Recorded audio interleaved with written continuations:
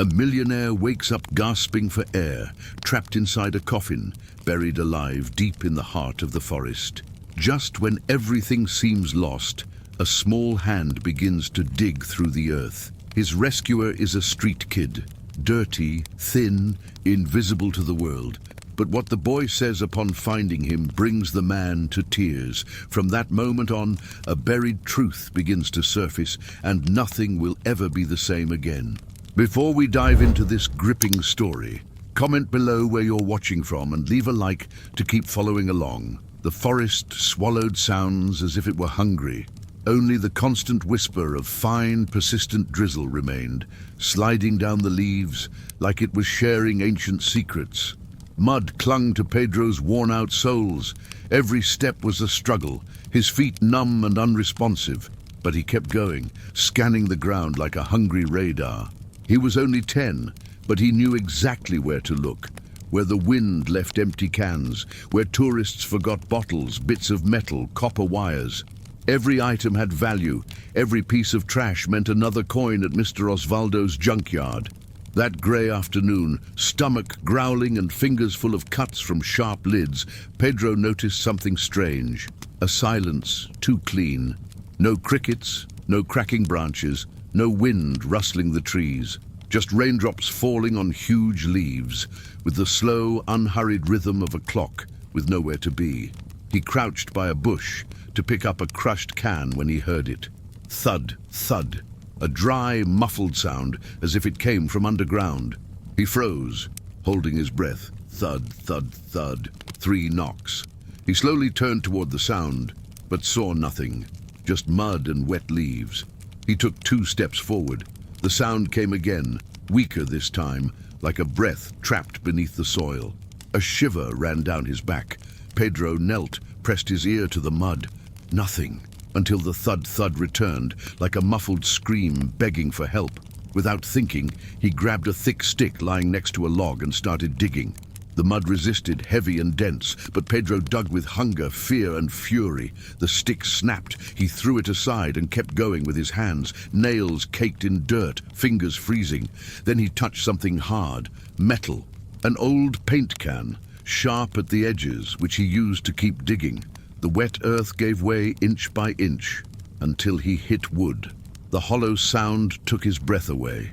With trembling fingers, he cleared what looked like a wooden surface. Maybe a lid. His heart pounded so hard it hurt. He leaned closer and whispered, not even sure he wanted a response. "Are you there?" Thud, thud. Carefully, he pried the lid. It was loose. It creaked as it moved. The smell came first. Mold, sweat, fear. And then he saw him.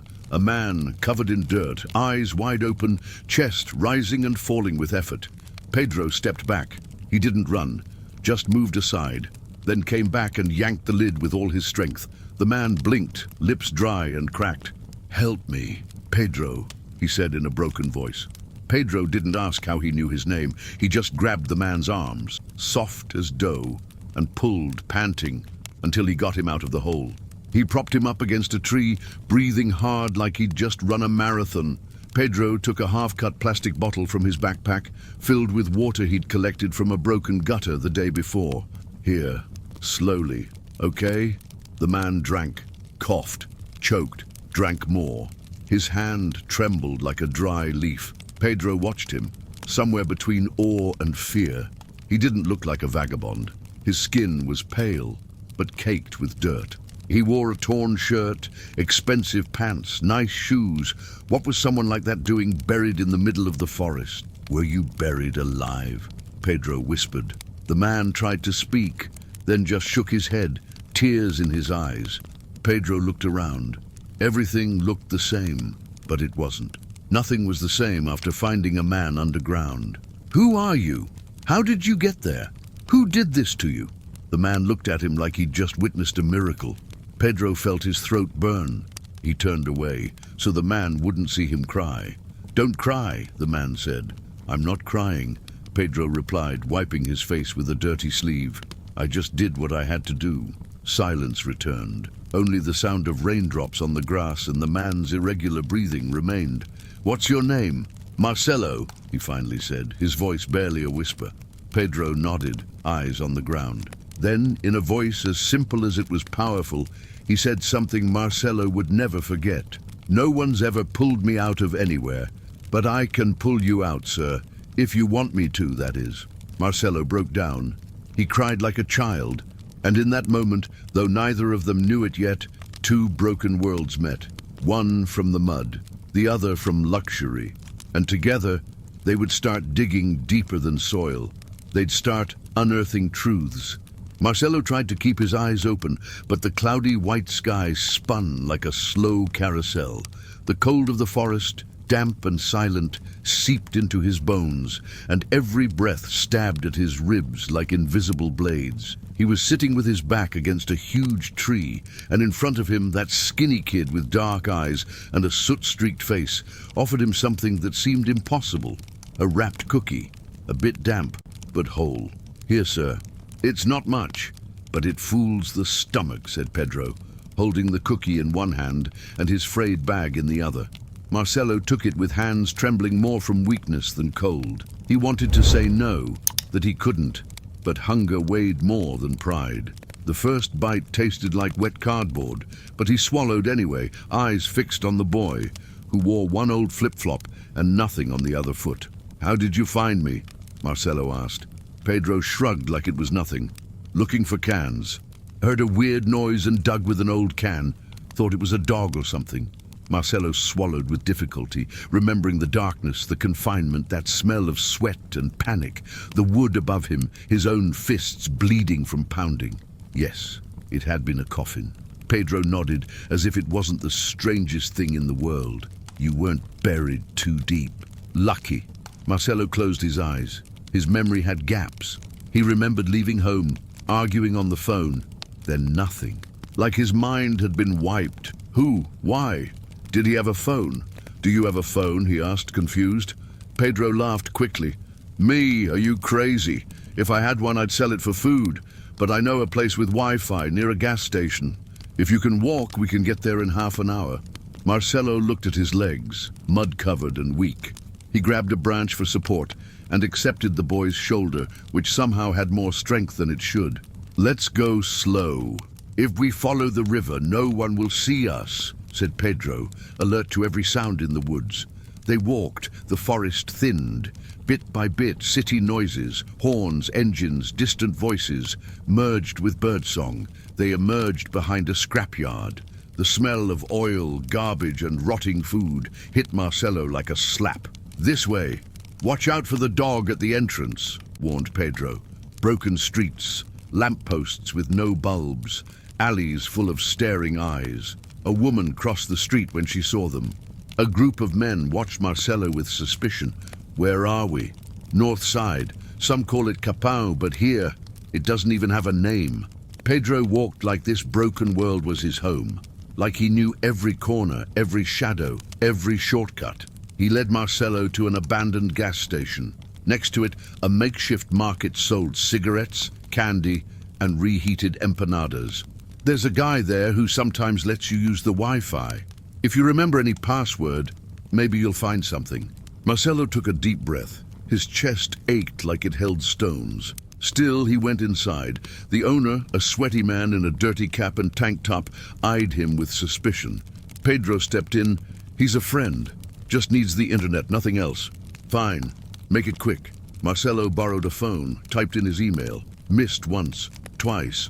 On the third try, he got in. Notifications, emails, missed calls, and one headline froze his blood.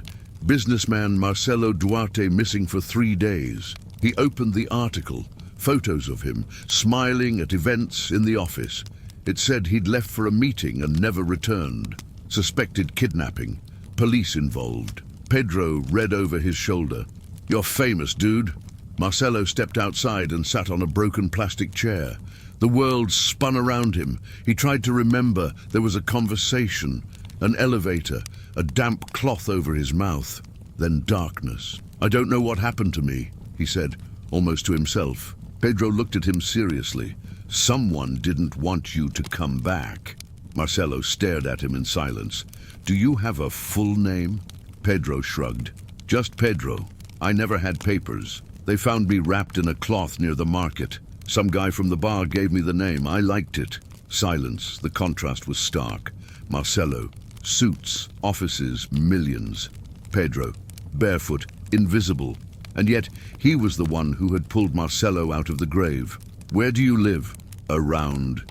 Sometimes on an empty lot, other times under a bridge. If there aren't fights, I stay. Marcelo didn't know what to say. In his world, there was no space for kids like Pedro. But here he was, real, strong, awake. Thank you, Pedro. Pedro smiled, scratching his head. I just dug. Anyone would have done it. Marcelo burst into laughter. For the first time since waking up, he felt a thread of hope. That strange boy had something many adults had lost. Courage, instinct, an intact moral compass. The sky was getting darker. Pedro stomped on the ground. Let's go. People get weird when night falls around here. There's an abandoned church. You can sleep without getting wet. Tomorrow, we'll figure things out. Marcelo hesitated, but for the first time in a long while, maybe in years, he nodded. He didn't know what the next step was, but for some reason, he trusted this boy with one bare foot and a soul buried deep in the earth. The church was wrecked inside. Wind slipped in like blades through the cracks in the walls. But there, between damp cardboard bags and a threadbare blanket, Pedro and Marcelo created a corner of relief. Marcelo couldn't sleep. Fear still clung to his throat. His ribs ached, and his whole body felt run over. Next to him, Pedro pulled out another cookie. Not rich people food, but it helps.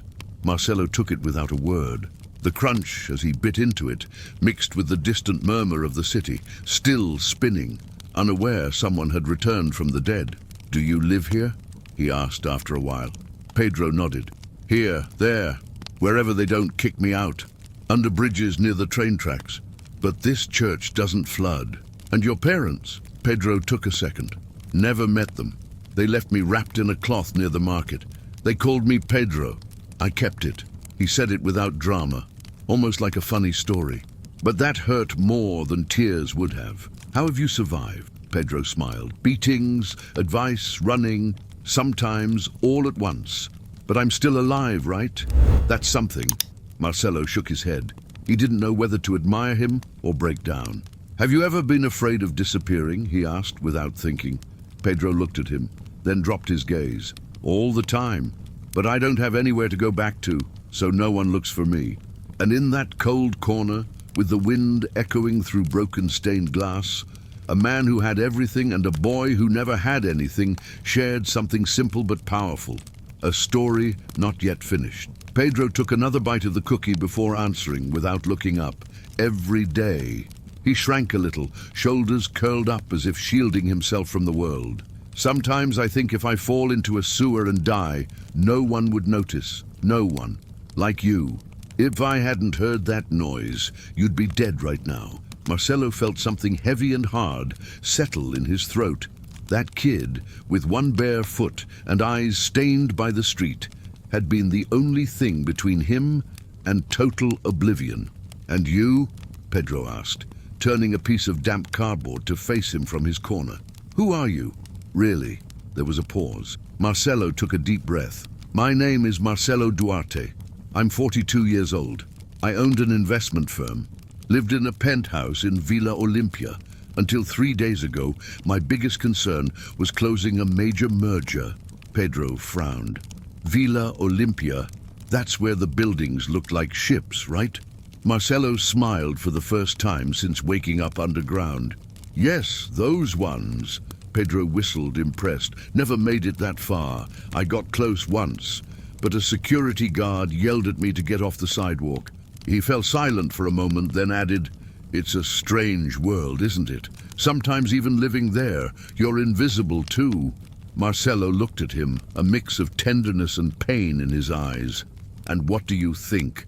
Why would someone want to bury me alive?" Pedro looked down. Marcelo glanced up at the broken ceiling, and the wall in his memory returned. Dark, dense, only flashes. An elevator, voices, a black car, a hood. "I don't know, but it was on purpose, and I need to find out why." Outside, a dog barked sharply, breaking the silence. Pedro hugged his knees. "If I could, I'd like to know why I was thrown away too." Marcelo turned to him slowly. "Thrown away? How? Who threw you?" "Someone had me and tossed me, like you throw out a bag of trash.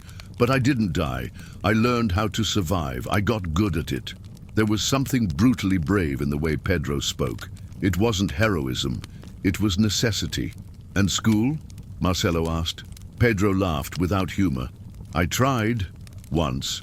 Got kicked out for stealing bread from the cafeteria. I was hungry. Didn't even steal it from anyone. It was just there. The principal said a kid with no last name and no registration couldn't be there, and I never went back." Marcelo felt something crack inside. He thought of his childhood, private schools, trips, tutors, and now he was sharing a piece of cardboard with a boy with no legal name, no roof, but more soul than his entire board of directors combined. "Pedro, I'm going to help you," he said. He didn't know how or why, but he said it softly, firmly. Pedro raised an eyebrow. "Help how? You gonna fix all this? Yours, mine?" "I don't know yet, but I can't walk away and pretend you don't exist." Pedro stared at him for a while, then turned over and lay back down, resting his head on his torn backpack. "They all say that. By morning, everyone's gone." Marcelo thought about saying something more, to promise, to insist, but he didn't. He knew those crumbling walls had heard too many promises. He closed his eyes, trying to rest. Before falling asleep, he whispered to himself, "I won't disappear." Pedro heard him. He didn't answer. Hours later, Marcelo stood in front of his old building. The glass facade reflected his image. Dirty clothes, scruffy beard, gaunt face, lifeless eyes. He hadn't seen a mirror since waking up underground. Now, in front of that gleaming world, he felt like an intruder in his own life. He entered through the garage, the way doormen sometimes let people in without asking. He had no keys, no ID, no phone. One of the doormen looked at him, confused. "Can I help you?" Marcelo approached, keeping his voice calm. "My name is Marcelo Duarte. I live in the penthouse, 17th floor." The doorman froze. "I'm sorry. That's not...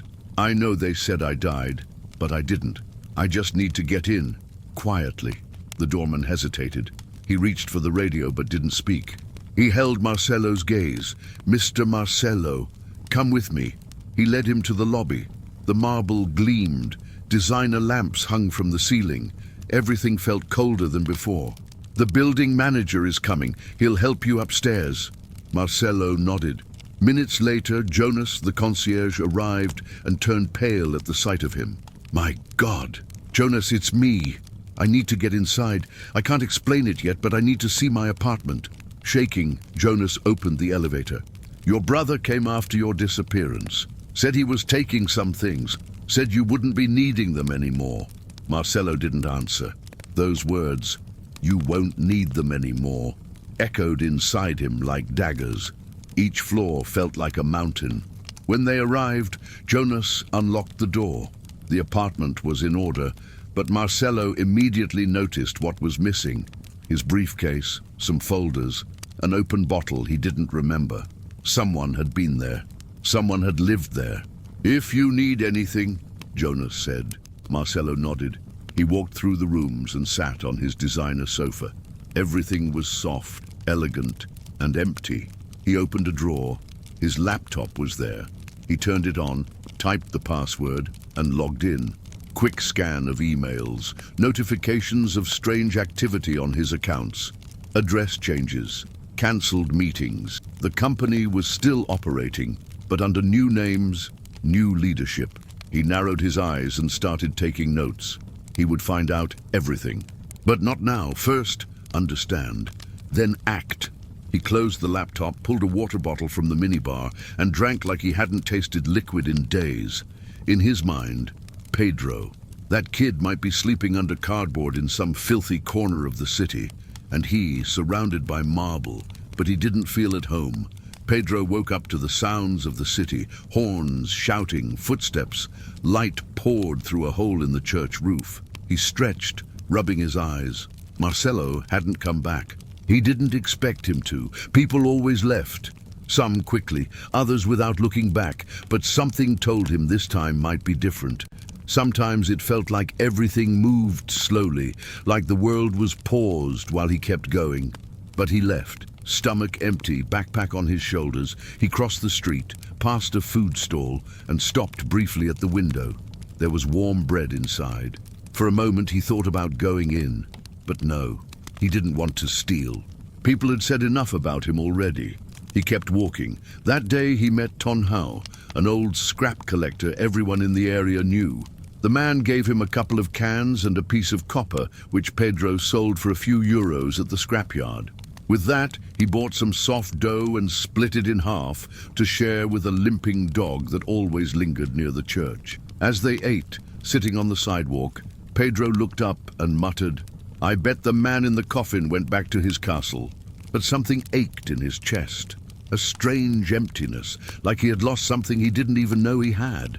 That night, back in the empty church, he sat in his usual corner and watched the stars through the broken window. The world felt too big, and he, as always, too small. Far from there, in a stylish penthouse, Marcelo hadn't slept. He had spent hours making calls with a disguised voice, pretending to be someone else, pulling information from employees who had no idea who was really on the line. He knew something big was moving in the shadows, but his head wouldn't stop pounding. He closed his eyes and suddenly found himself mentally back in that clearing, nearly dying inside a coffin, trapped, gasping for air.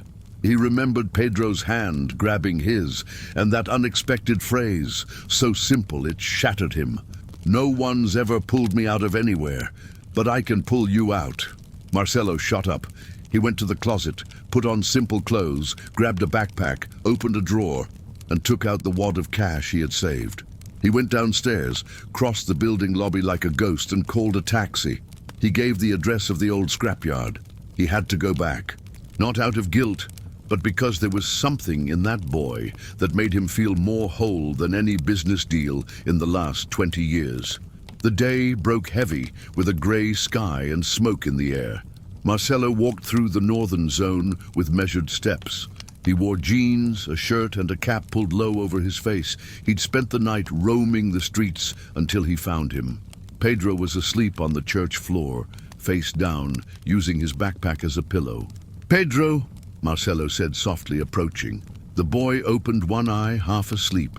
It took a second to recognize him, and when he did, he sat up, rubbing his eyes. "Hey, you really came back?" Marcelo nodded. Pedro gave a small smile that quickly faded. "I thought you left, like everyone." "I told you I wouldn't disappear," Marcelo replied. Pedro curled up in silence. Marcelo broke the tension with a smile. "There's coffee," he said, pulling out a thermos and 2 mortadella sandwiches. Not a feast, but good enough to start the day. They ate among the rubble. Marcelo couldn't stop watching the boy. There was something in him, strength and fragility at once, like he lived on the edge, but with feet so grounded he never fell. "Pedro, you said you don't have any documents." "Never had any. Don't even know how to get them. Some guy once tried to give me fake papers, but it was a mess. I dropped it." "No one's ever tried to register you? Not even when you were little?" Pedro shrugged, as if to say, "What for?" He said someone once took him to a shelter, but he didn't last long. They sent him back to the street. Nobody wanted big kids. Everyone was looking for babies. Marcelo felt a sting in his chest. How could a child not exist legally? It was absurd, unacceptable. "This has to change," he said. "You need a full name, an identity." Pedro looked at him wary. "What for?" "So you know who you are, so you can study, see a doctor, so you can live with dignity." The boy lowered his gaze and started playing with his bread. "Okay, but I don't even know my last name." "We'll find it out," Marcelo said firmly. "But first, we need to start the process." 2 hours later, they were downtown, standing in front of the old Defensoria building. Marcelo had already contacted a volunteer lawyer who specialized in undocumented children. The place was crowded, with old chairs and people waiting with quiet patience. Pedro, now in clean clothes and with freshly washed hair, didn't fit in. He felt out of place. like they might throw him into some cold room that smelled of bleach. "Everything will be fine," Marcelo told him, trying to convince the fear. Inside, a tired-looking lawyer received them. She listened quietly, then asked, "No documents at all?" Marcelo nodded. "Nothing. Not a trace." She sighed. "More common than you'd think, but harder than it should be. We need proof of existence, witnesses, medical records, anything.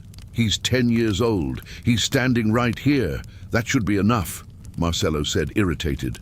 The lawyer gave a sad smile. "I get it, but the law demands more. Without papers, it's like he was never born." Pedro said nothing. Marcelo clenched his fists. "What do we need to do?" she explained. "They'd need to file a legal request, search for medical records, even old hospitalizations, and find someone who could testify they'd known him since he was little." They left with a mountain of papers and a long list of hurdles. Pedro walked in silence. "This is going to take a long time, isn't it?" "Yeah, but I'm not giving up," Marcelo said. "We'll find a way." Pedro looked down and whispered, "No one's ever done this for me before." Marcelo stopped, put a hand on his shoulder and said, "Someone is now." The next days were a whirlwind. Calls, records, hospitals. Pedro underwent exams. There were no records. Nothing. Like chasing a shadow. And each time they hit another no, Marcelo clenched his jaw tighter. Not because he doubted, but because now, more than ever, he knew Pedro deserved to be seen, named, recognized. The system, which from the outside looked like a well-oiled machine, was inside a maze of invisible obstacles, a machine designed not to help, but to push the forgotten even further down. On their third visit to the civil registry, the clerk looked at them like just another nuisance in her boring shift. No ID, no number, no certificate. Not even a name could be given to the boy. "And who says this kid is who you say he is?" she asked coldly. Marcelo didn't flinch. "And who says he isn't?" The woman shrugged, indifferent. Pedro stared at the ground, shoulders slumping, and murmured like he already knew the ending. "Told you, Marcelo. In the end, I'm always going to be nobody." That sentence hit Marcelo like a punch to the chest. He knelt down to meet his eyes, firm. "Don't say that. You are somebody. And if the system won't see it, we'll shout until it has no choice but to look." Pedro didn't reply, but his eyes, for the first time in a long while, they shone with a faint spark, as if they wanted to believe. That night, back in the abandoned church, Pedro sat in his usual corner. It was hot, the city was wide awake, and the noise felt louder than usual. Marcelo had gone to the nearest supermarket and returned with bread and juice. When he walked in, he saw the boy sitting silently, holding a piece of paper. He looked at it as if it were fragile, as if he feared it might vanish. It was a provisional document, a first identity. If I've got a name, I can go to school, and if I want to be something more than a nobody, Pedro said. Marcelo smiled. "Then you're going to need plenty more names. ID, student number, all that. But the first step is this, your full name, and I'll be there to hear it." Pedro looked down at the paper and almost in a whisper said, "Write this down, Pedro Duarte." Marcelo blinked, surprised. "Duarte, like me." Pedro nodded slowly. "If I have to start somewhere, let it be with someone who was there when they pulled me out of that coffin." The rain began to fall again, slow, steady, washing the stained sidewalks, while the sky stayed overcast. Marcelo, tall and silent, leaned against the wall of an old hospital now closed, waiting. An elderly woman crossed the gate slowly, leaning on a cane. Doña Marlene, 82, a retired nurse from São Jorge Hospital. A family friend had mentioned her. She had worked in the maternity ward for over 20 years. Maybe she remembered something useful, something forgotten. Marcelo approached calmly. "I'm Marcelo Duarte, and you might be my only lead." She frowned, cautious, until Marcelo mentioned her old friend. "Mauricio, that stubborn mule's still breathing?" "He was always hard-headed," she said with a half-smile. "Well, between my son and you, but I warn you, my memory only works with coffee. They entered her small, quiet home, filled with furniture that smelled like history and curtains that barely let in the light. Black and white photos covered the walls. One from 1987 showed a group of hospital workers, all in white coats and young smiles. While she brewed filter coffee, Marcelo took out a folder. Do you remember any irregularities? Strange births? Babies switched? Anything at all? Doña Marlene turned slowly, spoon still in the air. Those are old stories, sir. You sure you want to dig into that? I have to. It's important. She poured the coffee into 2 chipped mugs and sank into a chair. There was talk once of a mother who took the wrong baby home. A tired midwife, they said. A rumor. Covered up quickly. No one investigated years before I left. Do you remember names? Not the mothers, but a humble nurse. Rosanna, I think. After the scandal, she vanished. No one heard from her again. A lot of the records were lost in a fire during renovations. But some things are still at the municipal archive. If you're lucky, someone there will remember. Marcelo wrote down the name. Something felt like it was clicking into place, but he didn't know what yet. One last question, he asked before leaving. Did you ever see blankets or cloths with embroidered names to prevent baby mix-ups? The woman nodded slowly. It was common, especially among poor mothers, afraid of losing their babies. They'd embroider names on clothes, on blankets, whatever they could. Marcelo thanked her and left. He walked back to the church in silence, his head full of puzzle pieces that still didn't fit. Pedro was asleep in his corner, wrapped in a worn-out blanket, but not fully asleep. He was playing with something between his fingers. What have you got there? Marcelo asked, sitting beside him. Pedro looked up and handed him a small piece of fabric. It was old linen, worn thin, palm-sized. The embroidery, done in blue thread, was almost faded, barely legible. Analu, it read. Found it when I was little, in a pouch. Don't remember where, but I've always kept it. Marcelo took it carefully, holding it like something sacred. Analu, that's a girl's name. Pedro shrugged. Maybe it belonged to my mom. Who knows? And then silence. That kind of silence that doesn't bother. It weighs. Because sometimes there's nothing to say, only to keep searching. Marcelo held the piece of fabric between his fingers like it was more than just cloth. It was a connection, a clue, an invisible signal tying the past to the present. He had never looked too deeply into his own origins, but the person who took him in back then had confessed they knew nothing. They said the pouch was found with his body, abandoned in a corner of the market. Staring at the embroidered name, a troubling thought began to take root in Marcelo's mind. Persistent, unwelcome. He tried to push it away but couldn't. It wasn't just Pedro's story that felt like a puzzle with missing edges. His own story had gaps, voids he had chosen to ignore for years. The conversation with Doña Marlene, the name Rosanna, the silenced scandal, the embroidered cloth. What if it wasn't all coincidence? Pedro took the cloth in trembling hands. This is all I've got, he whispered. No photos, no faces, no memories, just this piece of fabric with a name that might not even exist. Marcelo felt a lump in his throat. He wanted to say something, but no words seemed enough. Instead, he took a deep breath and said firmly, "We're going to find out what this means, no matter how long it takes." Pedro didn't answer. He just sat there, like someone who doesn't know if he believes, but wants to. In the church's darkness, where the wind made the broken glass sound like distant bells, 2 lives continued to intertwine, bound by invisible threads that, at last, were starting to glow. Marcelo woke suddenly, gasping, his chest heaving like he was fighting something crushing him from below. He was drenched in cold sweat, hands clenched like they were still glued to the sides of a coffin. It was early morning. The cement floor of the church was damp, and through the shattered window the sky was thick with clouds, the moon hidden. Pedro slept on the other side of the makeshift altar, wrapped in his old blanket like a cocoon. Marcelo wiped his face and tried to steady his breathing. It wasn't just a nightmare, they were fragments of memory, a white hallway, a tense meeting, a man with a blurred face slamming a black folder shut, Low voices, an argument, someone standing up and saying this couldn't continue. A dark room, a firm hand on his shoulder, a ringing phone, and then silence. An elevator, a glass of whiskey, a paper with crossed-out figures, a name erased with a highlighter. A familiar voice. "You'd better stay out of this, Marcelo."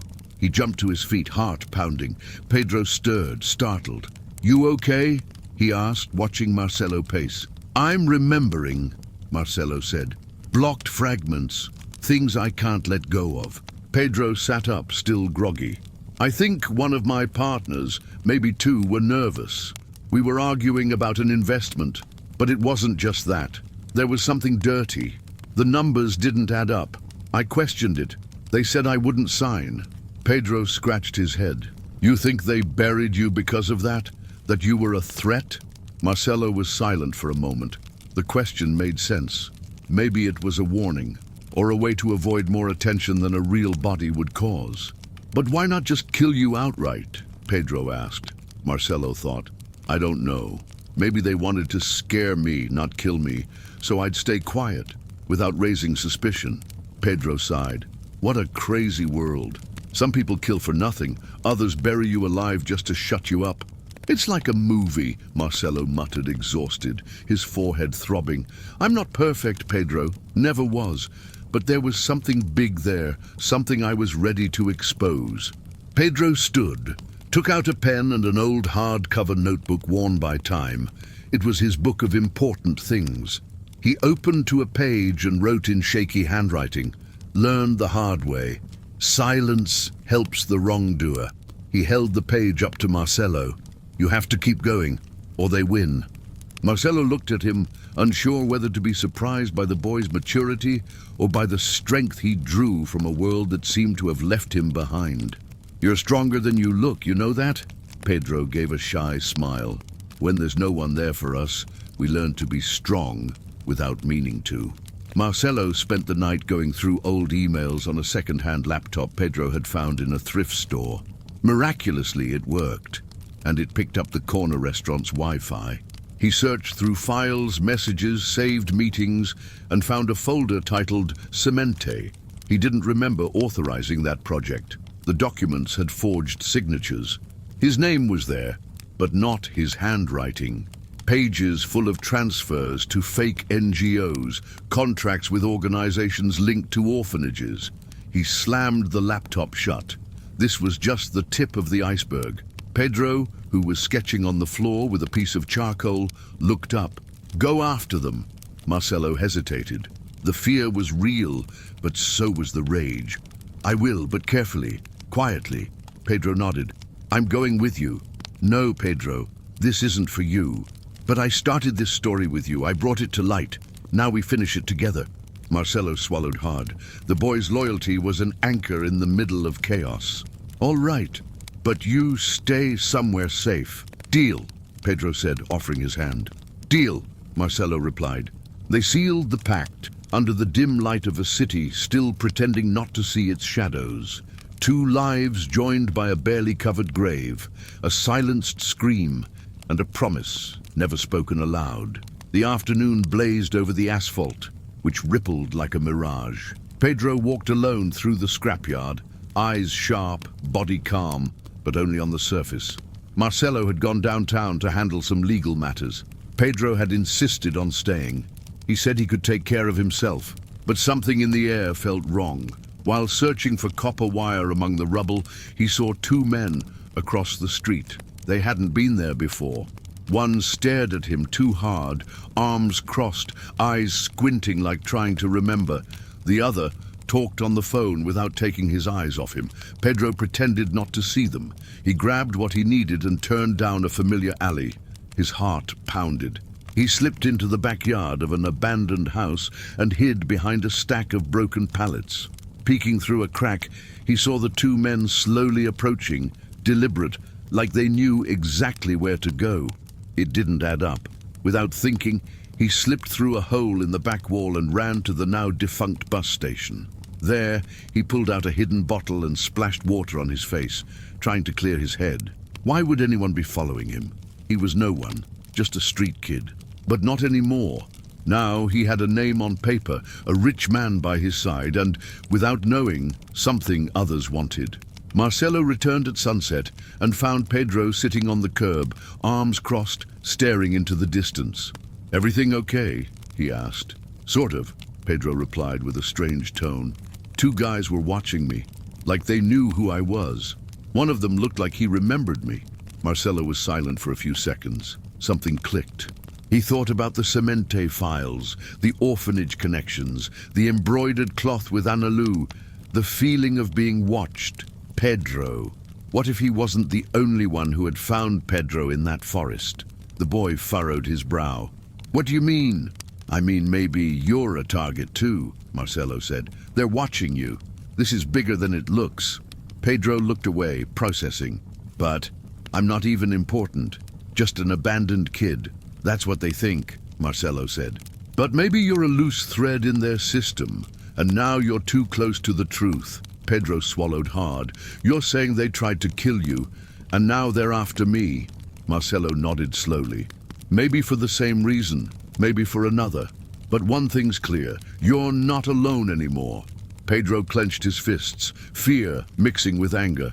"I'm tired of running, let's fight together." Pedro looked up, something new in his eyes. Not just survival, purpose. For the first time, he didn't look like a kid facing the world alone, but like someone ready to take a stand. That night, in the makeshift shelter, Marcelo made quiet phone calls.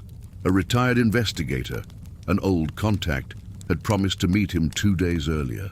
In the meantime, the two of them went through Pedro's worn-out notebook, crossing names of streets, institutions, and people Pedro vaguely remembered from over the years.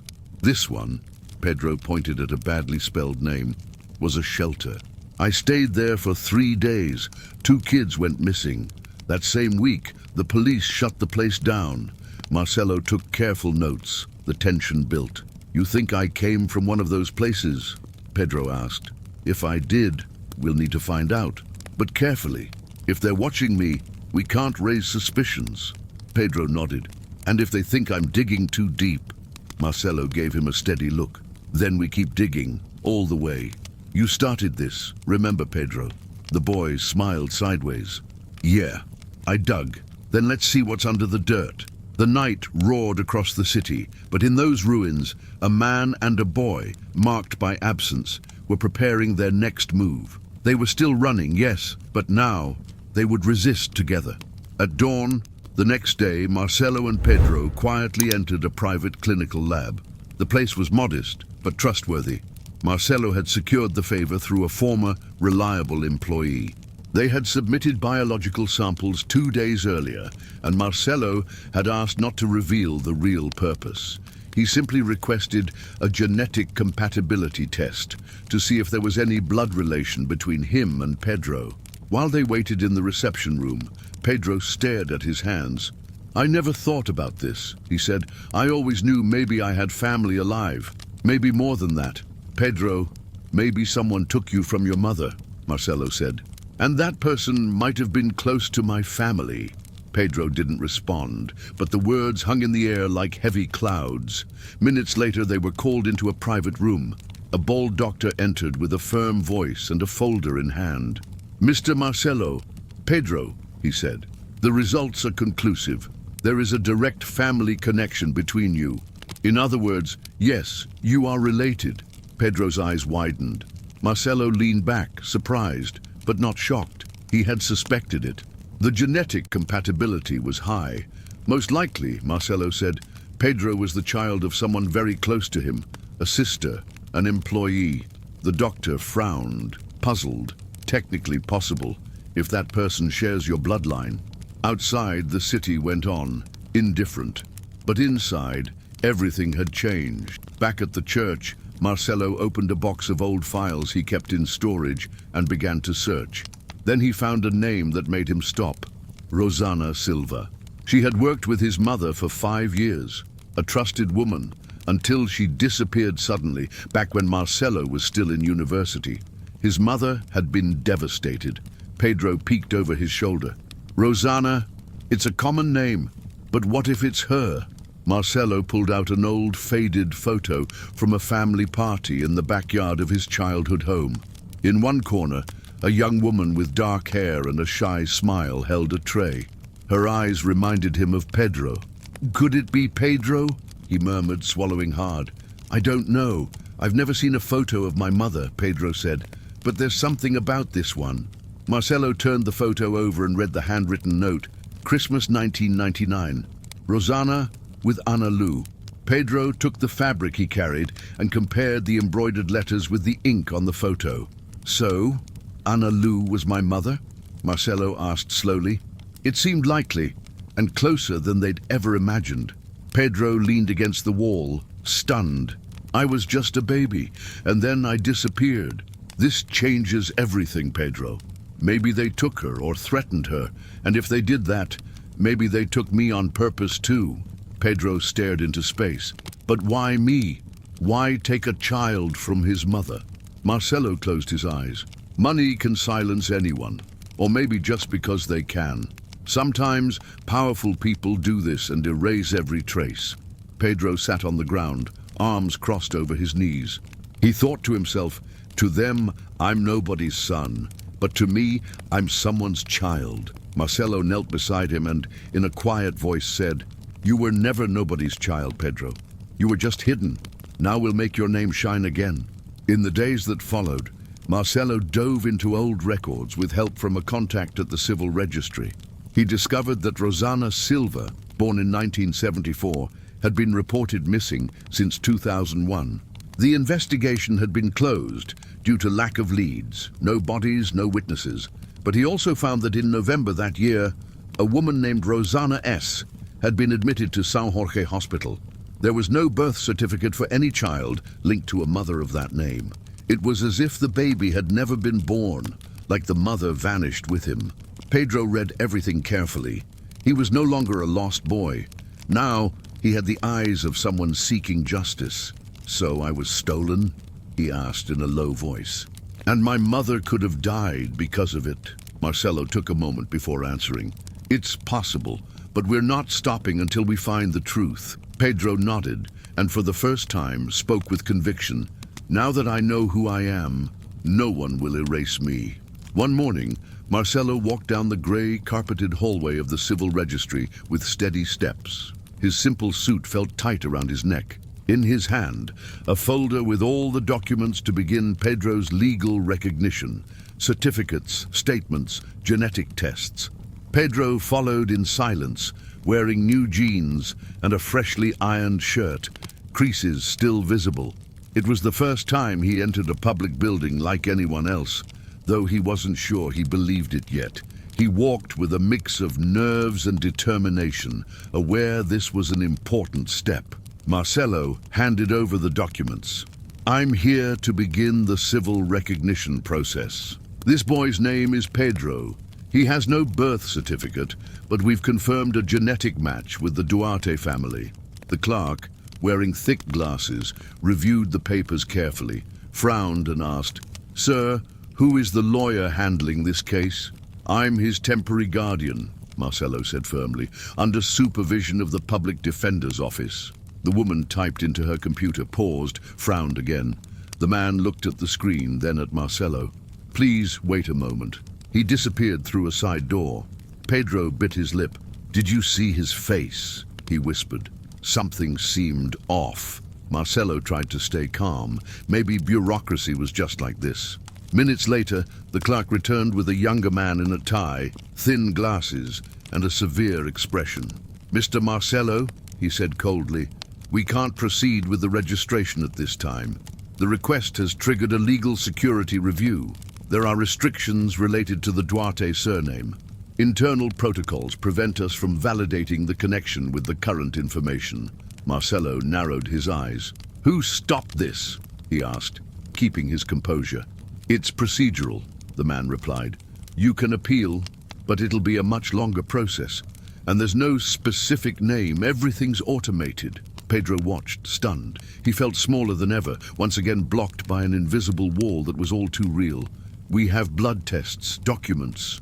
But no one wants to believe it because they don't want you to exist," Marcelo said, locking eyes with the clerk. The silence was heavy. Pedro leaned his head against the window, watching buildings blur past like shadows. So that's it. They want us to stay quiet. Obey. Marcelo took a deep breath. It's not over. But you've spoken up. You've proved something. The man's voice dropped, more solemn. There's someone very powerful behind all this. Someone who doesn't want you to exist. Maybe the same person or group who tried to erase me. Pedro clenched his fists. Am I just a street kid, the son of nobody? That's exactly it, Marcelo said.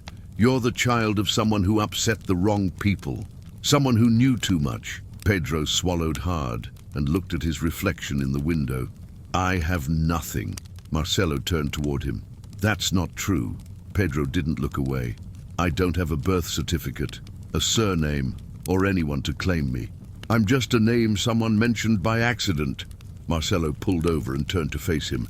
Listen to me, Pedro. You are not what's written on a piece of paper. You are what you've built. You pulled me out of a hole and reminded me who I am. Now, we just need to show the world. And if they won't see it, make them. Pedro felt something stir inside him. A weight, yes, but also a spark. A new kind of rage.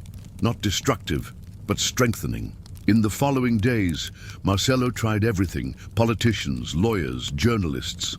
Every door shut, every call dropped, every message ignored. Pedro's name was more a curse than a right. Then one night, Marcelo received an anonymous envelope at the building's front desk. Inside, a single sheet in block letters. Don't mess with what you saw. It's buried on the other side of the city. Pedro was sitting in the church when Marcelo walked in. Something in his face looked heavier than usual, like he was carrying something unseen. Marcelo pulled out the note and handed it over. Pedro read it in silence, the paper trembling slightly in his hands. This is for me too, isn't it? He asked quietly. For both of us, Marcelo replied without breaking eye contact. Pedro folded the paper carefully, almost reverently. So we really are hitting a nerve, he murmured. Marcelo couldn't help a faint smile. Are you sure you want to keep going? He asked, concerned. Pedro looked straight at him, unwavering. I've spent my whole life being nobody. Now that I'm starting to become someone, no one's going to stop me. Despite the fear and everything against them, they chose to go on. They knew the real danger was silence, and they had far too much to say. That same night, Marcelo contacted Edson, a retired investigator who owed him a favor from years ago. They met in a quiet bar in the Brass neighborhood, a place that smelled like old smoke and greasy food, but where they felt safe. Edson showed up with a worn-out backpack, an unshaved beard, and eyes that looked like they'd seen too much. I should have been out fishing, he said when he saw Marcelo, but you're not the kind of guy who asks for help over nothing, so tell me what you've got. Marcelo opened the folder and showed everything. Copies of deleted hospital records, fake receipts for donations to non-existent shelters, and photos taken from old archives. Edson read carefully, squinting his eyes. This here, he murmured, pointing to a document, is a rotten skeleton hidden in a golden closet. And Pedro, Marcelo added, is the piece that got away, the mistake that survived. Edson nodded. I've heard rumors of children who disappear before they're even born, placed in fake shelters without any record. Bureaucracy becomes a curtain to hide what they don't want us to see. Marcelo pointed to an underlined line. His mother, Rosanna, worked for my family. Pedro disappeared. He was never registered, but now we have DNA proof. Direct connection. Edson shook his head. This isn't just a mistake. It's a corrupt system. People with power. Politicians, doctors, judges.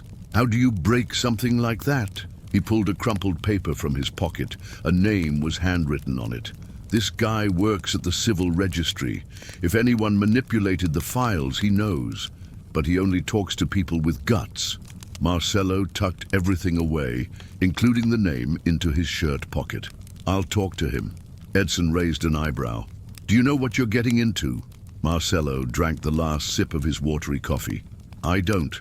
But staying silent scares me more than going forward. Meanwhile, Pedro waited in the church, flipping through the notebook where he had begun writing his story with Marcelo. Among scribbles and crooked phrases, he had written one word in childlike handwriting, a word he had never dared say before. Alive. It wasn't just an affirmation of existence, it was resistance. Marcelo's footsteps approached, tired but eyes lit with determination. "I found a contact," he said. He confirmed there's a national network. They exploit loopholes in the system, work with illegal shelters, fake documents. Pedro listened carefully. "I was supposed to have disappeared. You weren't supposed to exist," he said, staring at the floor. "So why am I still here?" Marcelo paused. "Because you were strong. Because your mother hid you where they couldn't find you. Because you refused to vanish." Pedro clutched the notebook to his chest. "I need to tell this, and I'll help you." "But if they see us talking, they'll come for us," Pedro warned. Marcelo pulled a black folder from his backpack. "This is the file we've built. Evidence, connections, testimonies. I'm giving it to the national press." Pedro took a deep breath. It wasn't just fear anymore. It was responsibility. "They'll come after us." "Let them," Marcelo replied. "We've got more to lose if we stay silent." 2 days later, Marcelo sat in a television studio with an investigative journalist he admired. He handed over the folder and explained the story, without mentioning names, but the connections were clear. The journalist listened silently and shut the folder with a thud. "This changes everything," he said. "It all starts with a street kid who should have never been found." That night, Marcelo and Pedro looked out over the city lights from an abandoned rooftop. The lights flickered like beacons, finally acknowledging them. "If I'm the mistake," Pedro said, eyes fixed on the skyline, "then I want to be the mistake that ruins their plan." Marcelo smiled. "You're not a mistake. You're the crack where the light gets in." Pedro nodded. On that forgotten slab of concrete, there were 2 survivors. And soon, a whole country would hear their voices. It was a sweltering morning when Marcelo parked near some old warehouses on the south side of the city. The concrete was cracked, covered in graffiti, with weeds growing through the gaps. There lay a truth few wanted to see. Pedro sat silently in the passenger seat, feeling the weight of the place. "Dozens of nameless kids lived here?" Marcelo asked. Pedro only nodded, eyes fixed. At the side entrance, a thin man waited. It was Anderson, a former social worker who cared for those invisible kids, as they called the unregistered children living in the squat. "They don't talk to just anyone," he warned. "Some ran away from shelters, others were born on the street. No papers, no numbers, sometimes not even a name." Marcelo nodded silently, but it was Pedro who dared to take the first step. They entered the dark shed, an improvised shelter with a floor covered in worn mattresses, stained blankets, and rusty cans turned into dishes. Yet, there was life there, unseen life. Small children, barefoot or wrapped in rags, peeked shyly from behind curtains made of old cloths. Pedro didn't ask questions. He simply sat on the floor, took out his notebook, and started to draw. One child approached, curious. "What are you doing?" "I'm making a map," Pedro answered, "of everything inside me that hasn't been lost yet." The child, fascinated, sat beside him. Soon, a girl joined them. Marcelo watched in silence, knowing it was something the world couldn't fully see, but something that had to exist. Hours later, in a corner of the shed, Pedro spoke as the kids drew, invented names, and cut up old magazines for collages. "I didn't have a name either," he said, "but now I'm building one." "And how do we get one?" asked a bright-eyed girl. "First, we show that we exist," Pedro said. "Then no one can say we're not here." Marcelo knelt beside him. "We can help," he said. "But first, you have to want to be seen." The kids understood, slowly, cautiously, but with a quiet strength. Days later, Marcelo arranged a meeting with a journalist who had covered missing children. He presented Pedro's story, and the story of the invisible community. The journalist listened, stunned. "Are you telling me dozens of kids live unregistered, hidden in warehouses in the middle of the city, and no one's done anything?" "Yes, because no one wanted to look. But now, they can't ignore us anymore." Pedro began visiting regularly, bringing pens, paper, old magazines, and children's books. Soon, a group of kids started calling him Professor Pedro. He blushed, saying he didn't even know how to write well. "But he knows our names," a girl said, "and that's enough." With Anderson's help, they created a mural with invented names, chosen names, names rescued from vague memories. Each child posted their name on the wall, like claiming their place in the world. Marcelo took a photo and sent it to the press. The next day, an article titled "The Children the System Forgot" appeared on a major news portal. A photo of Pedro, seen from behind, standing before the mural, went viral. People were outraged, moved, eager to help, but there was also hate, denial, and silence. Pedro read everything, but didn't reply. "See," he said to Marcelo, "now they know we exist." Marcelo nodded. "No one can say it's made up. You're in front of the world now." Pedro looked at the mural, names on crumpled papers. "Once they stole mine, they won't steal the others." High in the warehouse, Anderson hung a sheet with red paint. "Here live children with names and futures." Pedro, in the center, had become the symbol of a generation the country almost buried alive. The land was old but strong, a long-abandoned public school in the heart of the eastern neighborhood, with broken windows, a cracked sports court, and nearly 20 years of disuse, but with space and structure to dream. "Here," Pedro said as he stepped out of the car with Marcelo, "we start for real."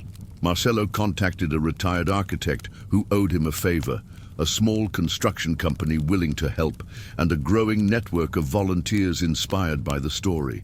"Here will rise the House of Hope," he said at the first meeting. "Not just a shelter, a place where no one enters without a name, but everyone leaves with dignity." Pedro watched silently as models were built, schedules drafted, lists and budgets prepared. It felt like witnessing the rebuilding of something lost he hadn't even known he missed. "I can help with the names," he said shyly one day. Everyone looked at him. "You'll be the voice of all of them," Marcelo said. "This house was born because of you and your story." Months passed, and the space came alive. The walls were painted white with light blue touches. The yard was fitted with benches made from recycled wood, and a library donated by a private school brought in hundreds of books.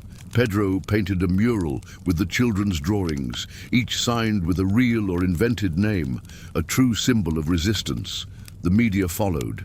Pedro gave his first interview. "We don't want charity, we want to be recognized," he said. The phrase spread like wildfire online, but threats came too. In the third week of construction, graffiti appeared on the freshly painted walls. "Shut up, kid, or the house will fall." Pedro was silent for a moment, then said, "They're scared. They're worried," Marcelo said, "because now we have a voice, and voices are dangerous." Donations were blocked. A company pulled out of a materials deal last minute. A volunteer got an anonymous call. "This place will go down, with you in it." The trafficking network was reorganizing and striking back. "They'll try to isolate us," Marcelo said, "but we won't stop." Pedro began sleeping at the construction site with other children and volunteers. Every night they wrote in a notebook, "If they try to bury us, we'll grow like roots." One morning, a small fire broke out in the backyard. They managed to put it out, but the message was clear. The next day, Marcelo gathered everyone in a circle. "This isn't just a building," he said. "It's a cry. They want to erase our story, but they won't, because now we have an army." Pedro raised his hand. "An army of children unafraid to be reborn." And so, among ruins and threats, the House of Hope wasn't built with bricks alone, but with names, stories, and courage. The studio was cold and silent. White lights pointed at Marcelo, seated at the center of the stage, as if he carried a weight about to break him. The country's most respected journalist was preparing for a live broadcast during prime time.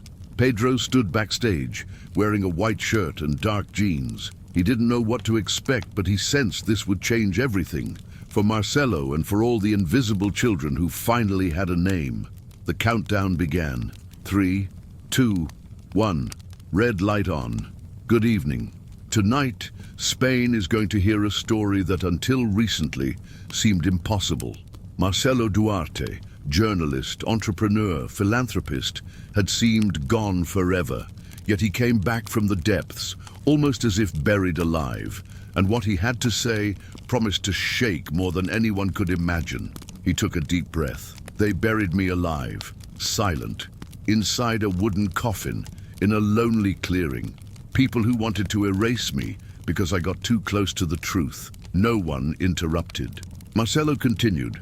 I discovered a network using legal institutions, notaries, shelters, and NGOs to make children disappear from the system, sell their identities, and traffic their lives. And when I started asking questions, they silenced me, dumped me like trash. How did you survive? The interviewer asked, straight to the point. A child saved me, Marcelo answered, looking everyone in the eye. Pedro swallowed hard. He hadn't expected Marcelo to speak with such gravity, with so much heart. This kid, Marcelo went on, didn't just pull me out of a grave. He made me understand that the forgotten in this country don't stay quiet. They just need someone to listen. Today, I speak for myself, but also for him and for all those the system chose to ignore.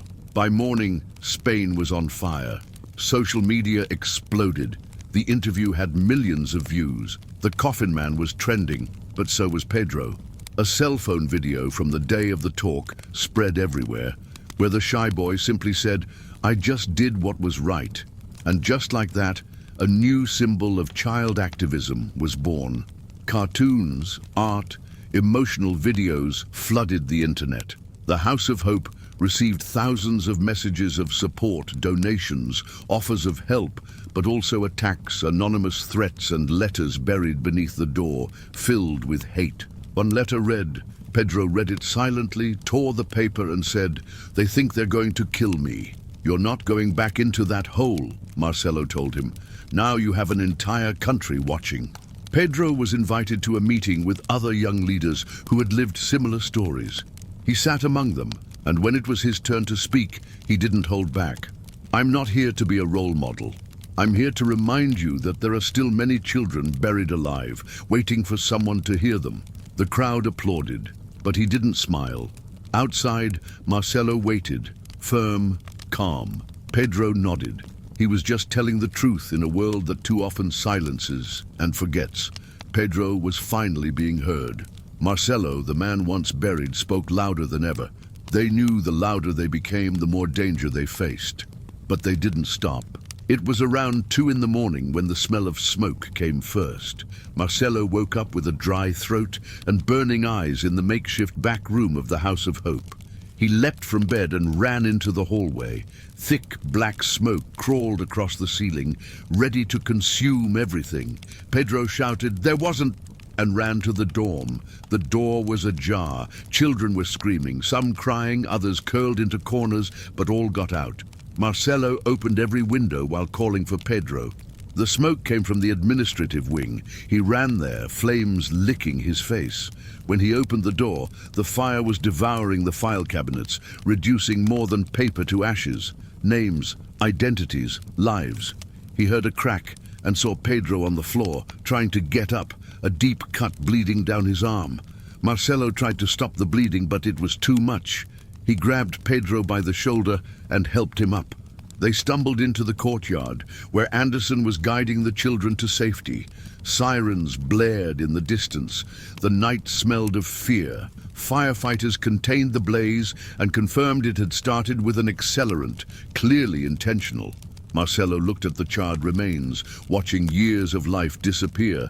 But it was more than that. It was the echo of the invisible, burned into nothingness. Pedro, arm bandaged, sat on the curb. Marcelo knelt beside him. They want to silence us again, but they won't. What they destroyed was paper. Our voice is everywhere now. Pedro looked up at the gray sky and whispered, "What if next time they don't burn just papers?" Marcelo looked at him. That question echoed for days, with no easy answer.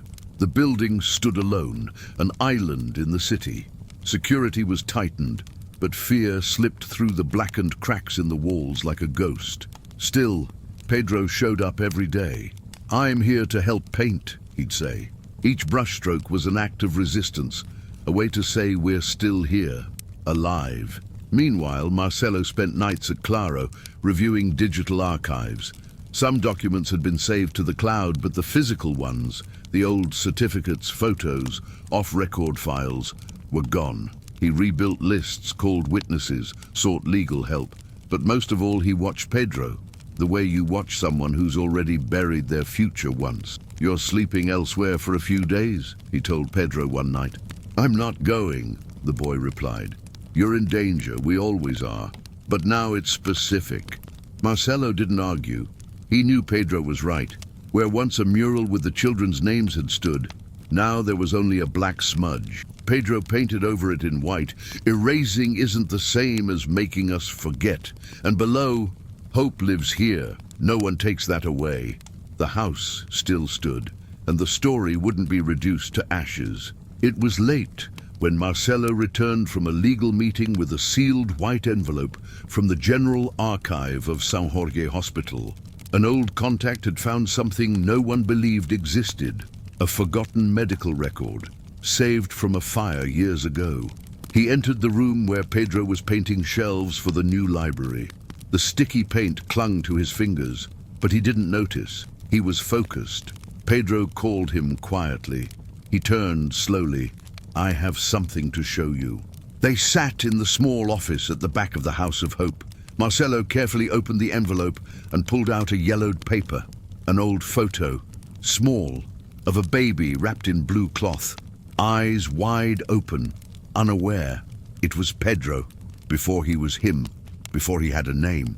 Below the photo, handwritten and shaky, "Newborn mother, Rosanna S." Pedro froze, eyes locked on that image, as if time itself had stopped to offer him a truth that had always been denied. "This is me." Marcelo nodded silently. Pedro took the paper with both hands, touched the edge, then the photo, then the baby's forehead. There he was, undeniably, truly. "You always existed," Marcelo said. Pedro didn't reply. He took a deep breath. His chest rose and fell slowly, each heartbeat an anchor to a past that now had a face. They sat like that, silent. Eternal minutes with no words, just the moment when a face recognizes itself for the first time. Later, Pedro locked himself in the bathroom. He leaned on the mirror, stared at his face, searching for the baby's reflection. Cheeks, eyes, jawline. He wanted to know if his mother had recognized him. He wanted to know if he was a face she had once loved. "She saw me. I'm here now," he whispered. And in that moment, no applause, no witnesses, he made a decision. He would no longer fight just to exist. He would fight so no child ever had to go through what he had. The next morning, he called Marcelo to the yard. "I want to be part of everything, not just with my face, but my ideas and my name." "You already are," said Marcelo. "No, now I see myself." Marcelo then understood the difference between living and existing. Pedro had crossed that line. He was whole now. Later, surrounded by the other children, Pedro showed them the photo. "This was me, before I knew who I was, before I had a name," he said. "Now I know, and you will too." From a distance, Marcelo jotted in his notebook, "There is something indestructible in those who survived without ever seeing themselves, and yet found their reflection." And in that moment, under the light of an ordinary morning, a 10-year-old boy and a piece of paper defeated oblivion. It was on a rainy morning when the news broke. First on small outlets, then on social media, until the major papers confirmed it. The federal police had issued 12 arrest warrants against those involved in a network trafficking documents and disappearing children. Marcelo watched the television with his arms crossed, steady, as images of the Casa de Esperanza played on the screen. Pedro sat on the floor, hugging his knees, in a silence that said everything. "They've fallen," Marcelo murmured, as if he still couldn't believe what he was seeing. One by one, the names of the detainees appeared on the screen. A federal congressman from the center of the country, a retired judge, 2 businessmen, a former hospital director, a police chief. "Powerful people, huh?" Pedro whispered, incredulous. "They laughed at us. Said it was all exaggerated, a conspiracy, Marcelo said. Now they'll have to explain where the names they tried to erase disappeared to. The news exploded worldwide. The Casa da Esperanza Case became a symbol. Within days, the UN announced that the Children's Congress, which gathers representatives from different countries, would hold its Brazilian edition in São Paulo. Among the guests, one shone brightest, Pedro. The auditorium was modern, with huge windows letting sunlight in. Children from different corners of the world sat on colorful chairs, wearing badges showing their countries. Pedro wore a white shirt with a blue stripe that read, "Brazil, Invisible Voice." Marcelo watched from afar, his eyes shining with emotion. There was the boy who once saved Marcelo from the darkness of a coffin. Now he was saving a cause. He stepped onto the stage with steady but calm steps, adjusted the microphone and took a deep breath. "My name is Pedro Duarte," he began. "I was born twice, once in my body and once when I got a name. But I lived a long time, not knowing I really existed. No papers, no records, no past. Some children were already wiping away tears. They found me in the middle of nowhere, but I wasn't alone. There are thousands of children who live as if they were never born. And when you don't have a name, it's easy to erase you, to make you disappear." He raised a paper, a provisional copy of his birth certificate. This shouldn't be a miracle. It should be a right, a beginning, not an achievement. The applause started timid, but grew until it filled the room. "I'm here not only for myself, but for all those still waiting for someone to pull them out of oblivion. Don't let anyone else be buried in silence." The standing ovation was deafening. Pedro gave interviews to international channels. They called him a symbol, but he only said, "I'm just one of many who were in the dark." The light came from those who listened to Marcelo and others who never stopped shouting, even when no one answered. That night, back at Casa da Esperanza, Pedro took off his shoes, sat on the floor, and wrote another phrase in his notebook. Today, justice breathed for the first time. The sky was clear, as if the world understood the importance of that morning. White balloons decorated the entrance of the new building. The walls had been repainted, stained glass restored, and in the front garden, small plaques with names that until recently were invisible. Pedro walked back and forth, his shirt wrinkled and worn sneakers on. But on his chest, he wore a gold plaque that read, "Pedro Duarte, Ambassador of Childhood." It was just a title, but one with huge weight for those who knew his story. The ceremony started promptly at 10 in the morning. Marcelo opened with a brief speech. Casa da Esperanza is not just a place, it's a cry for help, and today that cry is finally heard. Applause, flashes, journalists everywhere. Then a representative from the Ministry of Human Rights spoke, and the moment everyone was waiting for came. Pedro was called to the stage. He took a deep breath and climbed the steps. In front of the microphone, with a folded paper in his hand, he set it aside and looked at the children sitting in the front rows, the same ones who months before had hidden among mattresses and cans. "When I found the boy in the coffin, he asked me why I was there," he said, and I answered him. He paused, lost for a moment, then continued. "No one pulled me out of anywhere. The absolute silence was real because no one had seen me before. No one cared where I was. But that day I did what no one had done for me. I pulled someone out of a hole, and that's where my name was born." The cameras trembled. Some cried. "Today I receive this title, but this badge is not just mine. It belongs to everyone still living in the dark, to every child waiting to be seen. I speak for them out loud like I always wanted." Another standing ovation. Journalists surrounded him, asking about the future, politics, his role as a symbol. He only said, "I am a voice that came out of silence, and I want others to do the same." Marcelo looked at him proudly, knowing the boy who had once dug with his own hands a chance to live was now opening the way for many more. That afternoon on social media, Pedro's phrase became a banner. "No one pulled me out of anywhere." And right below, in small but firm letters, "Until now." Casa da Esperanza had reopened its doors, but more than that, the invisible had spoken, and the world was finally listening. It all began with a 30-second video. An 8-year-old girl, Samira, sitting on the steps of a rural school in Ceará, held a sheet with a handwritten message: "If Pedro has a name, I want mine too." That recording, posted by a teacher, went viral within hours and sparked the flame of a new, small but lively fire. The following week in the favelas of Rio, children from different corners began raising their voices. Suddenly, improvised workshops appeared, where each child chose a name to represent them as a way to be reborn. Pride was one of those names, the one a boy dreamed of seeing written on a document all the way in Belém. Meanwhile, in São Paulo, a group of immigrant teenagers created a theater called Voices of Cardboard, and on its walls shone a multilingual sign that read, "To exist is my right." Pedro, watching everything with wide-open eyes, felt as if his reflection multiplied in an endless mirror. The boy who once slept alone in an alley now woke up, surrounded by hundreds like him. "Is all this my fault?" he asked, incredulous. Marcelo, always calm, replied, "No, it's because of what you decided to do with that pain." In just a few months, Pedro's story became a documentary showing Casa de Esperanza and children painting names on its walls. It aired on an international channel and traveled the world with a powerful motto: "The boy who unearthed the truth." Soon after, a book written by a journalist who followed everything from the start hit bookstores with the simple, strong title, Pedro.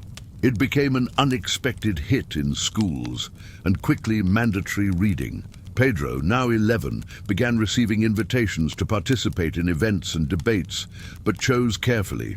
He preferred to be with the children, those adopting new names and those still dreaming without fear. "Fame is just an echo," he said, while the true cry of truth echoed through the rooms of the house. In a small town in Paraná, children from a shelter started a project inspired by Pedro. They painted the facade red with the phrase, "Hope lives here too." Marcelo received the photo, looked at it, read it, and stayed silent. From the balcony of the renovated headquarters, he saw Pedro in the yard, laughing and playing soccer with other children. He remembered the first time he saw the boy covered in dirt, with that furrowed brow of someone who already knew too much. Now that same boy was making the world look where it never wanted to. "What are you thinking about?" Pedro asked one afternoon, sitting next to Marcelo. "How did you become all of this?" Marcelo shrugged. "I just started digging, remember?" Marcelo smiled and ended up igniting a fire that would never go out, captured in a mural called Heirs of the Flame. There they pasted drawings, phrases, stories, and photos of children from all over the country who, like Pedro, found or created a name. It was the legacy of a boy who once said, "No one has ever pulled me out of anywhere," but who had now pulled hundreds out of darkness, not with force, but with fire. The weeds had grown, but the path was still there. The wind blew gently through the tall trees, and the sunset light cast long shadows on the dirt ground. Pedro, now 17 years old, walked silently through that clearing where years ago he found a half-buried coffin, and inside it, a life no one wanted to see. In his backpack, he carried a crushed plastic bottle, the same one he used to give water to a man covered in fear and dirt. He hadn't thrown it away. It was a symbol, a living memory. In front of him, a wooden plaque hammered into the earth. Hope was born there. Pedro stopped, looked at the plaque, and the sky seemed like another world. The breeze gently swayed the leaves, and the place felt like a sacred secret. He crouched down and touched the earth he had dug with fear and haste, with a heart that only wanted to prevent another nameless death. Behind him, a child's voice broke the silence. "This is where it all started, right?" Pedro turned slowly and saw a boy, about 8 years old, wearing a big shirt and watching attentively. A visitor to Casa da Esperanza. "Yes," Pedro said. "It was here, in this piece of land, in that hole. The boy in the coffin was you." The boy looked around. And you dug. Pedro took out the bottle and showed it to him. With this, and with my hands. He thought for a moment and then replied, because no one had pulled me out of anywhere. But that day, I discovered I could pull someone out. And if I could save someone, maybe I also deserved to be saved. The boy fell silent and asked hopefully, "Can I save someone?" Pedro knelt and handed him the bottle with both hands. You can, and you will. Maybe today, maybe in years, but whoever has the courage to look at another person already carries a ray of light with them. The boy took the bottle carefully, as if it were a treasure, a torch. Pedro pointed to the sign. Hope was born here. But what no one writes is that it also walks with us, accompanies us, lives when we take care of it. In the distance, the group called to go back. Pedro stood up and looked at the clearing one last time. Not like someone saying goodbye, but like someone giving thanks. With his back to the earth that transformed him, he kept walking alongside the new generation, with steady steps, living memory, and the heart of someone who never forgets. Because hope isn't born just once, it is reborn every time someone chooses not to stay silent. Did you enjoy the story? Then don't forget to subscribe to our channel to stay updated with all the new content we've prepared with lots of care for you. Be sure to leave a like, as it really helps us continue creating quality content. And remember to comment below what you thought of the story. Your opinions and suggestions are very important to us and make a big difference. Your participation helps to strengthen and energize our community even more.